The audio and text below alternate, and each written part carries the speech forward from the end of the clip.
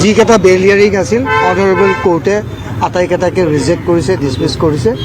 তেওঁলোকৰ bail allow কৰা নাই। তো এতিয়া ডিছমিছ হোৱাৰ পিছত আৰু তেওঁলোকে যদি হাইকোৰ্ট যায় সেইটো তেওঁলোকৰ ইচ্ছা, যাব পাৰে।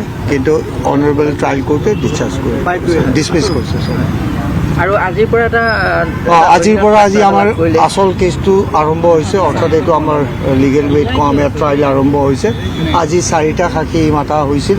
গোটেইকেইজন মৰিগাঁও থানাত দিয়া এফআইআৰৰ সংক্ৰান্তে আটাইকেইজনৰ কমপ্লিট ছেটটো কমপ্লিট হৈ গ'ল সাক্ষীখিনি। কিহৰ কাৰণে যে যোনে এই কেছটো ৰেজিষ্টাৰ কৰিছিল OCয়ে, যোনে এই কেছটো এণ্ডৰ্ছ কৰি আপোনাৰ CIDলৈ পঠাই দিছিল, যোনজন প্ৰিলিমিনাৰী ইনভেষ্টিগেট কৰিছিল শইকীয়া, তেওঁৰ ষ্টেটমেণ্টখিনিও ৰেকৰ্ড কৰিছিল ৰাতুলৰ গোটেইখিনি সম্পূৰ্ণ এফআইআৰখনৰ ওপৰত কেছখিনি আজি তেওঁ বিতংগে সুন্দৰকৈ কৰিছে কোৰ্টে।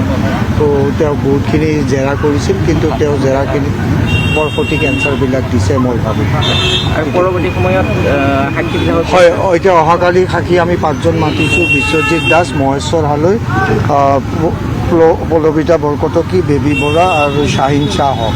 কোন হয় তেওঁলোকে এইচব এই ভেৰিয়াছ সংগঠনৰ দিয়া এজাহাৰকাৰী হয়। সদায় 4জনকৈ মাতিছে নেকি? হয়, বেচিকেলি। কাৰণ এতিয়া চাওক, আপুনি আজি 10:30টাৰ পৰা আমি সোমাইছোঁ। Right now it is according to my watch it is 5:35 আমি ওলাইছোঁ। কিমান দিনলৈকে আপোনালোকে এই ফাষ্ট ফুড চলিব? যিমান পাৰোঁ সোনকালে শেষ কৰিব চেষ্টা কৰিম। আৰু আমি ভাবোঁ যে গোটেই এজাহাৰৰ সাক্ষীখিনি নামাতিলেও হৈ যাব, আমি অলপ ট্ৰিম ডাউন কৰিম। এতিয়া কেছটো আজি জাষ্ট প্ৰগ্ৰেছ কৰিছোঁহে, আগেলৈ চাই লওঁ, তাৰপিছত সেইমতে আমি অলপ ট্ৰিম ডাউন কৰিম বুলি ভাবিছোঁ, যাতে সোনকালে শেষ কৰিব পাৰোঁ।